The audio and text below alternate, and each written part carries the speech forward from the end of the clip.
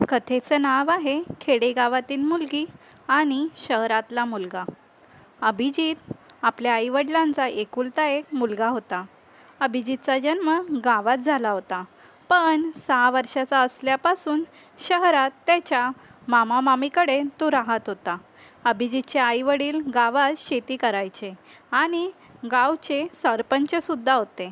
त्यामुळे त्यांची श्रीमंती खूप होती आणि त्यांचं गावात नावही खूप होतं. आपल्या मुलाला चांगले शिक्षण मिळावे म्हणून त्यांनी त्यांच्या मुलाला शहरात त्याच्या मामा मामीकडे पाठवले होते. लहानपणापासून अभिजित शहरात राहिल्यामुळे त्याला गावची लोक जास्त आवडत नसत. त्यामुळे तो जास्त गावी येत जात नव्हता आणि कधी आला तरीसुद्धा 2-3 दिवसापेक्षा जास्त राहत नव्हता. त्याचे आईवडील त्याला नेहमी सांगायचे की गावचे लोक खूप प्रेमळ आणि मायाळू असतात, पण अभिजितला ते पटत नसे. असे दिवसामागून दिवस जात होते. अभिजितचे शिक्षण पूर्ण झाले होते. आता तो एका चांगल्या मोठ्या कंपनीमध्ये चांगल्या पदावर कामाला होता. त्याला पगारही खूप चांगला होता. त्याने स्वतःच्या कमाईवर शहरात 2 BHKचा फ्लॅट घेतला होता. त्याने त्याच्या आईवडिलांना शहरात राहण्यासाठी खूप आग्रह केला, पण त्याचे आईवडील गावची शेती सोडून शहरात राहायला तयार नव्हते आणि तो गावी यायला तयार नव्हता. अभिजितच्या आईवडिलांनी विचार केला की अभिजित आता चांगल्या कामाला आहे आणि स्वतःचं घरसुद्धा आहे. आता त्याचं लग्न करायला काही हरकत नाही, पण इतक्या लवकर त्याला लग्न करायचं नव्हतं. तो नाही म्हणत असतानासुद्धा त्याच्या आईवडिलांनी त्याला स्थळं बघायला सुरुवात केली. गावातच एका नातलगांची अभिजितसाठी एक स्थळ घेऊन आले होते. त्यामुळे अभिजितचे आईवडील मुलगी बघायला गेले. त्यांना मुलगी खूप आवडली.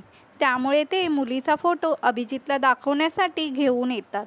दुसऱ्या दिवशी त्यांनी अभिजितला फोन केला आणि सांगितले की त्यांनी त्याच्यासाठी मुलगी पाहिली आहे आणि त्यांना खूप आवडली आहे. ते सांगतात की आम्ही तुला मुलीचे फोटो पाठवतो, ते पाहून आणि पसंत कर आणि होकार दे. तरी अभिजित त्यांना सांगत होता की मला आता लग्न करायचे नाही आहे आणि ते पण खेडेगावातल्या मुलीसोबत. अभिजितचे वडील त्याला खूप समजावतात. त्यावर अभिजित थोडा वेळ विचार करतो आणि म्हणतो, ठीक आहे, तुम्ही पाहिली असेल तर मला पाहायची गरज नाही, तरी पण तू मुलगी पाहून घे, त्याचे वडील म्हणतात आणि त्याला फोटोसोबत मुलीचा बायोडेटा पण पाठवतात. आकाला पोस्ट मिळते. तो मुलीचा फोटो पाहतो आणि त्याच्या वडिलांना फोन लावतो आणि म्हणतो, मुलगी सावळी आहे बाबा. पण त्याचे वडील म्हणतात, तूच बघ आता, आम्हाला तर पसंत आहे. तिचं घरदारसुद्धा चांगले आहे. मुलगी नाकी डोळी छान आहे. वडिलांनी समजवल्यावर अभिजित त्यांना होकार देतो. दुसऱ्याच दिवशी अभिजितचे वडील मुलीच्या लोकांना फोन करून होकार देतात आणि बैठक बोलावतात. बैठकीत लग्नाची तारीख 1 महिन्यानंतरची ठरते. दिवस निघून गेले आणि लग्नाची तारीख जवळ आली. अभिजित आठवडाभर आधी सुट्टी घेऊन गावाला आला होता. त्याच्या चेहऱ्यावर कसलाच आनंद नव्हता. लग्नाच्या 2 दिवसाअगोदर त्याचा साखरपुडा होता. अभिजितने मुलीला म्हणजेच रूपाला साखरपुड्याच्या दिवशी पाहिले आणि त्याला धक्का बसला. त्याने विचार केला होता, आईवडिलांनी बघितलेली म्हटल्यावर मॉडर्न असेल, पण ही तर सावळी आहे आणि त्यामध्ये तिचा अवतार, साडी, मेकअप सगळं गावंढळ होतं. एकदम खेडेगावातील वाटत होती. मुलगी पाहण्याच्या अगोदर आईवडिलांनी थोडा तरी विचार करायला हवा होता. मी एक शहरात राहणारा आणि मला असली मुलगी शोधली. अभिजित खूप निराश झाला होता आणि विचार करत होता की लग्नाला नाही म्हणून टाकू. पहिले मुलीला भेटलं असतं तर बरं झालं असतं, अशीच त्याच्या मनात बडबड सुरू होती. त्याचं लग्न करायचं मन नव्हतं, पण लग्नसुद्धा मोडू शकत नव्हता, कारण लग्न 2 दिवसावर आलं होतं. जर लग्न मोडलं असतं तर गावात आईवडिलांची इज्जत गेली असती. या विचाराने तो गप्प बसला. 2 दिवसांनी दोघांचे लग्न झाले. लग्नानंतर अभिजितने अश्विनीला पाहिलंसुद्धा नाही. अश्विनी त्याच्याशी बोलण्याचा खूप प्रयत्न करत होती, पण अभिजित तिला टाळायचा आणि पुढे निघून जायचा. अभिजितचे वागणे अश्विनीला खटकायचे आणि ती खूप दुःखी व्हायची. 1 आठवड्यानंतर अभिजितच्या सुट्ट्या संपल्या. तो शहरात जायला निघाला. तेव्हा त्याचे वडील त्याला म्हणाले, तुझ्यासोबत आता अश्विनीलासुद्धा घेऊन जा. तेव्हा तो त्याच्या वडिलांना म्हणाला की आता तिला थोड्या दिवसांसाठी तिच्या माहेरी पाठवा, कारण ती लग्नानंतर तिच्या माहेरी गेली नाही. मी थोड्या दिवसांनी परत येऊन तिला घेऊन जातो. एक आठवडा होऊन गेला, तरीसुद्धा अभिजितने अश्विनीला एक कॉलसुद्धा केला नाही. अश्विनी आता सासरी येऊन 10 दिवस झाले होते, तरी अभिजित तिला न्यायला आला नव्हता आणि फोनसुद्धा करत नव्हता. जेव्हा अभिजितचे वडील त्याला विचारायचे की तू अश्विनीला कधी येऊन घेऊन जाणार, तेव्हा तो नेहमी कारणे देऊन टाळत राहायचा आणि सांगायचा की नंतर येऊन घेऊन जाईल. त्यामुळे अश्विनीचे मन खूप दुःखी झाले होते. तिला अभिजितचे वागणे कळतच नव्हते, कारण जेव्हा ती अभिजितला फोन करायची तेव्हा तो फोन उचलत नव्हता आणि चुकून उचलला तर मी आता बिझी आहे असं बोलून फोन ठेवून देत होता. 1 महिना असाच निघून गेला. आता अभिजितच्या वडिलांनासुद्धा लक्षात आले की अभिजित अश्विनीला त्याच्यासोबत शहरात घेऊन जायचे नाही म्हणून कारणे देतोय. एके दिवशी अश्विनीनेच न राहून तिच्या सासऱ्यांना विचारले की अभिजित मला त्यांच्यासोबत शहरात का नाही घेऊन जात? माझं काही चुकले आहे का? अभिजित माझ्यासोबत बोलतसुद्धा नाही आणि आता तर 1 महिना होऊन गेला आहे, ते मला न्यायलासुद्धा आले नाही. तेव्हा तिचे सासरे म्हणतात, सुनबाई असं काही नाही आहे, फक्त तो थोडा कामात बिझी आहे. कालच मला त्याचा फोन येऊन गेला होता आणि तो म्हणाला की तो पुढच्या आठवड्यात गावी येणार आहे आणि तुला घेऊन जाणार आहे. अभिजितच्या वडिलांनी काहीतरी खोटं सांगून तात्पुरती तिची शंका घालवली आणि नंतर ते स्वतःच्या खोलीत गेले आणि अभिजितला फोन केला. ते अभिजितला म्हणाले, तू लवकरात लवकर घरी ये आणि अश्विनीला तुझ्यासोबत घेऊन जा. आता मला काहीच कारण सांगू नकोस, असं म्हणून फोन ठेवून देतात. इकडे अभिजित विचार करतो, मी तरी किती दिवस कारणे देणार आहे, त्यापेक्षा गावी जातो आणि बाबांशी बोलतो की मी त्या गावठी मुलीला शहरात घेऊन जाणार नाही. दुसऱ्या दिवशी अभिजित गावी पोहोचला. संध्याकाळी अभिजित जेवायला बसला असताना तो त्याच्या आईला बोलतो, आई, खूप दिवसांनी असं चविष्ट आणि गरम गरम जेवायला भेटले आहे. फ्लॅटमध्ये मेसचे जेवण असं नसतं. नाराज नको हो बाळा, आता तुला दररोज असं गरम गरम आणि चविष्ट जेवण मिळत जाईल, कारण अश्विनी तुझ्यासोबत येईल ना. अभिजितची आई अभिजितला म्हणाली, कोण म्हटले आई तुला की मी अश्विनीला शहरात घेऊन जाणार आहे? मी नाही घेऊन जाऊ शकत तिला शहरात. का? का नाही घेऊन जाऊ शकत तिला शहरात? अभिजितचे वडील अभिजितला विचारतात.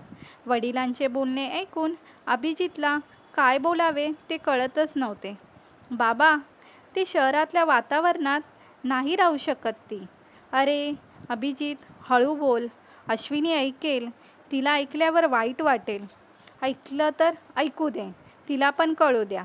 एवढं बोलून अभिजित त्याच्या खोलीत निघून जातो. त्याच्या मागोमाग त्याचे वडीलसुद्धा जातात. त्याला समजवतात, हे बघ, मी तुला फोटो आणि बायोडेटा पाठवला होता आणि तुला म्हणालोसुद्धा होतो की मुलीला येऊन बघून जा, पण तू आला नाहीस आणि आता हे सगळं बोलतोस. तुला जर असंच वागायचं होतं तर तिच्याशी लग्न का केलंस? का तिच्या आयुष्याची खेळलास? बाबा, मला माहीत नव्हते की तिचं राहणे वागणे गावठी असेल. मला वाटले की तुम्ही माझ्यासाठी एक मॉडर्न मुलगी शोधली असेल. हे बघ अभिजित, मला यातले काहीच सांगू नकोस. तुला सुनबाईला शहरात घेऊनच जावे लागेल, नाहीतर गावातील लोक आम्हाला नावे ठेवतील. बस, यावर मला आता चर्चा नको आहे. अभिजितने विचार केला, आता चर्चा करून काहीच उपयोग होणार नाही. बाबा माझं ऐकूनच घेणार नाही. त्यापेक्षा मी अश्विनीला शहरात घेऊन जातो. शहरातले वातावरण बघून ती स्वतःच गावी पळून येईल. दुसऱ्या दिवशी अभिजित अश्विनीला घेऊन शहरात येतो. पूर्ण रस्त्यात तो तिच्याशी बोलत नाही की पाहतसुद्धा नाही. घरी येता येता त्यांना रात्र होते. जेव्हा अश्विनी घरी येते तेव्हा घर खूप अस्वच्छ असतं. सगळं सामान इकडे तिकडे पडलेलं असतं. अश्विनी हातपाय धुवून फ्रेश होऊन किचनमध्ये जाते. तेव्हा अभिजित अश्विनीला म्हणतो, मी बाहेरून जेवण मागवतो, तुला जेवण बनवायला खूप उशीर होईल. मला उद्या सकाळी लवकर उठून ऑफिसला पण जायचं आहे. अहो नाही, तुम्हाला बाहेर जाण्याची गरज नाही. मी गावावरून जेवण बनवून आणले आहे. मी फक्त गरम करत होते. चला, एवढी तरी अक्कल आहे हिच्यामध्ये, अभिजित मनातल्या मनात बोलतो. जेवण झाल्यावर अभिजित त्याच्या बेडरूममध्ये झोपायला जातो. दुसऱ्या दिवशी सकाळी अश्विनी लवकर उठते. अभिजितसाठी चहा नाश्ता बनवते. तिकडे अभिजित उठून ऑफिसला जाण्यासाठी आवरतो आणि नाश्ता आणि टिफिन घेऊन अश्विनीला काही न बोलता ऑफिसला निघून जातो आणि संध्याकाळी घरी आल्यावर आपल्या बेडरूममध्येच बसलेला असतो. अश्विनी त्याला जेवायला बोलवते. त्याची इच्छा नसतानासुद्धा तो जेवायला जातो. तेव्हा अश्विनी आजचा दिवस कसा होता ते विचारते. तो तिच्याकडे न बघता ठीक होता असं म्हणतो. अश्विनीला त्याचे वागणे कुठे ना कुठे खटकायला लागते आणि जेवण करून तो त्याच्या खोलीत जाऊन झोपतो. दुसऱ्या दिवशी ऑफिसला गेल्यावर त्याचे सर्व मित्रमैत्रिणींना अश्विनीच्या हातचे जेवण खूप आवडते. त्याचे मित्रमैत्रिणी त्याला विचारतात, कधी ओळख करून देतोस आमची आणि बहिणीची? अभिजित मनातल्या मनात विचार करतो, कुठं त्या गावठी अडाणीला त्यांच्याशी ओळख करून देऊ, हसतील सगळे माझ्यावर.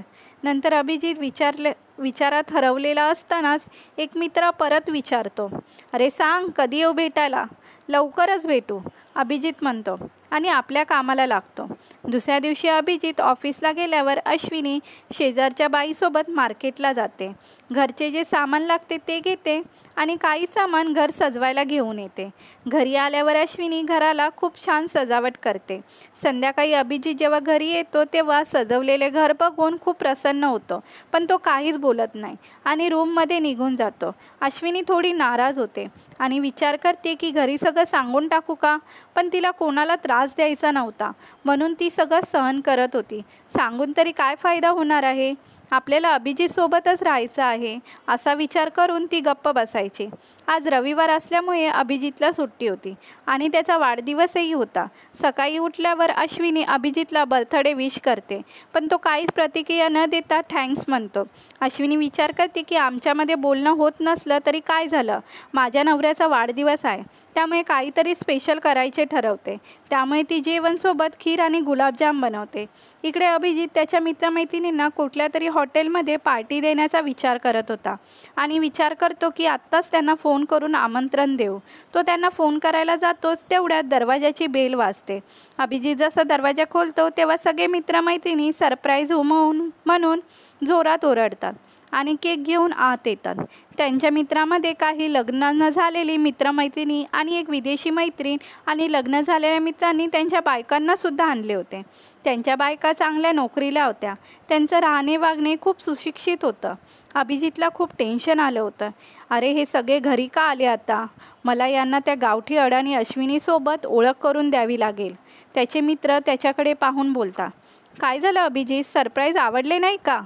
अभिजित म्हणतो, अरे तसं नाही, मला वाटले नव्हते तुम्ही सगळे अचानक याल आणि मला सरप्राईज द्याल. त्यातला एक मित्र म्हणतो, अरे अभिजित घर किती स्वच्छ आहे आणि सजावट पण खूप सुंदर केलेली आहे. वहिनी घरी आली, घराचा रंगच बदलला. नाहीतर आम्ही मागच्या वेळेस आलो होतो तेव्हा घर पाण्यासारखं होतं आणि सर्वजण हसायला लागतात. त्यावर अभिजित विचार करतो की तिला दुसरं येतंच तरी काय, फक्त जेवण आणि घराची सजावट या दोनच गोष्टी येतात. अभिजित हसून म्हणतो, हा बाबा, ही सगळी अश्विनीनेच केलं आहे. त्याचा आवाज ऐकून अश्विनी बाहेर येते. तेव्हा अभिजितच्या एका मित्राची बायको तिला हाय बोलायला हात पुढे करते. तेव्हा अश्विनी तिला हात जोडून नमस्कार करते. त्यामुळे सगळेच मित्रमैत्रिणी तिला नमस्ते करतात. हे सगळं बघून अभिजितचं तोंडच पडतं. तो अश्विनीकडे पाहतो आणि तिला आत जायला इशारा करतो. अश्विनी आत जाते आणि सगळ्यांसाठी पाणी घेऊन येते. पाणी देऊन ती पुन्हा आत जाते आणि तिने केलेले गुलाबजाम प्लेटमध्ये भरते आणि त्यासोबत मार्केटमधून आणलेले स्नॅक्ससुद्धा बाहेर काढून ठेवते. नाश्ता सगळ्यांना देते. तेव्हा त्यातली एक मैत्रीण अश्विनीला म्हणते, अहो वहिनी, तुम्ही पण आमच्यासोबत बसा ना, गप्पा मारा ना. आमच्यासोबत जेव्हापासून आलो आम्ही बघतोय तेव्हा तुम्ही किचनमध्ये कामच करता आहात. त्याच्या म्हणण्यावर अश्विनी तिथे सगळ्यांसोबत बसते. नाश्ता केल्यावर सगळे अश्विनीचे कौतुक करतात. अभिजितच्या मित्राची बायको म्हणते, तुम्हाला जेव्हा वेळ असेल तेव्हा मला गुलाबजाम बनवायला शिकवा. मला असे चांगले गुलाबजाम बनवता येत नाही. अभिजितसुद्धा नाश्ता करतो. त्याला गुलाबजाम खूप आवडतात. मनात तो कौतुक करतो पण तोंडाने मात्र बोलत नाही. सगळेजण गप्पा गोष्टीत व्यस्त होऊन जातात, पण अश्विनी खाली मान घालून गपचूप बसलेली असते. तेव्हा अभिजितचा एक मित्र म्हणतो, अरे वहिनी, तुम्ही गप्प का बसला आहात? तुम्हीसुद्धा आमच्याशी गप्पा मारा की. तेव्हा अभिजित विचार करतो की सगळे इंग्लिशमध्ये बोलत आहेत. या गावठी अडाणीला काय समजत असेल?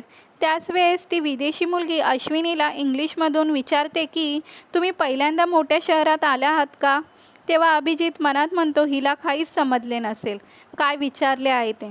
तेव्हा अश्विनी काही बोलण्याआधीच अभिजित म्हणतो की यस, पण पुढे अभिजितला काय बोलावे ते कळतच नव्हते.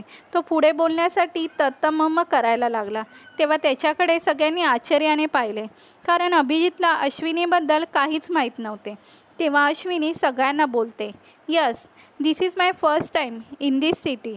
हाऊएव्हर I have already been to Mumbai and Pune for interview.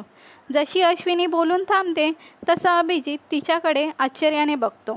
थोड्या वेळाने सगळे हॉटेलमध्ये जेवायला गेले आणि तिथून सगळे आपापल्या घरी गेले. पण अभिजित अजूनसुद्धा अश्विनीसोबत बोलत नव्हता. घरी आल्यावर अभिजित रूममध्ये गेला आणि लगेच त्याच्या वडिलांना फोन केला आणि म्हणाला, बाबा, अश्विनीचे शिक्षण काय झाले आहे? हे तू सगळे का विचारतोय? काही झालं आहे का? तुला मी बायोडेटा पाठवला होता, तू पाहिला नाहीस का अभिजित? अभिजितचे वडील विचारतात. अभिजित हे ऐकताच फोन कट करतो आणि अश्विनीचा बायोडेटा मोबाईलमध्ये शोधतो. त्याला बायोडेटा दिसतो. त्यामध्ये तिचे शिक्षण लिहिलेले असते, PhD इन इंग्लिश लिटरेचर. तेवढ्यात अभिजितच्या वडिलांचा अभिजितला फोन येतो आणि ते हसून म्हणतात, काय बायोडेटा पाहत होतास की काय? अभिजित हळूच हो म्हणतो. अरे गाढवा, ती तुझ्यापेक्षा जास्त शिकलेली आहे आणि तुझ्यापेक्षा जास्त कमवतसुद्धा होती. ते तर लग्नामुळे तिने कॉलेजची नोकरी सोडली. हे ऐकून अभिजितला रात्रभर झोप लागली नव्हती. तशी आता अश्विनी त्याला हळूहळू आवडायला लागली होती. तिचं राहणीमान आता बदलले होते आणि शहरात आल्यामुळे तिचा रंगसुद्धा उजाळला होता. पण एकच आडवं येत होतं, ते म्हणजे तिचं गावठी आणि अडाणी आहे. पण कालच्या प्रसंगानंतर त्याला कळले होते की ती शिकलेली आहे. आपण उगाच तिला तिरसट वागणूक दिली आहे हे त्याच्या मनात सारखंच सलत होतं. दुसऱ्या दिवशी उठून चहा नाश्ता करून ऑफिसला निघून जातो. पण ऑफिसमध्ये कोणत्याच कामात त्याचं मन लागत नव्हते. त्याला अश्विनीची माफी मागायची होती. त्यासाठी तो संध्याकाळी ऑफिसवरून घरी लवकर येतो. जेव्हा अश्विनी आणि अभिजित रात्रीचे जेवण करत असतात तेव्हा अभिजित अश्विनीला म्हणतो की बाबा म्हणत होते की तू शहरात नोकरी शोधणार आहेस. तेव्हा अश्विनी हसली आणि म्हणाली, आज सांगितले का? ते पण 2 महिन्यानंतर. अभिजित तिच्याकडे आश्चर्याने पाहतो आणि म्हणतो, नाही, ते मी विसरलं होतं. मग कधी लक्षात आले? काल रात्री बायोडाटा बघितल्यावर. अभिजित यावर काहीच बोलत नाही आणि मान खाली घालतो आणि हळूच सॉरी म्हणतो. मग अश्विनी बोलते, बरं अभिजित, जर मी एवढी शिकलेली नसते तर आपले जीवन असेच चालू राहिले असते का? नाही, मी हळूहळू बदलायचा प्रयत्न करत होतो. फक्त त्याला वेळ नक्कीच लागला असता. तू मला हळूहळू आवडू लागली होतीस, पण मला वाटलं की तू अशिक्षित आहेस. परत सॉरी. अशा तऱ्हेने त्यांच्या पुढे संसार हसत खेळत सुरू होतो. तर मंडळी, आजची ही कथा तुम्हाला कशी वाटली कमेंट करून आम्हाला नक्की सांगा. कथा आवडली असेल तर लाईक करा, शेअर करा आणि चॅनलला सबस्क्राईब करा. धन्यवाद.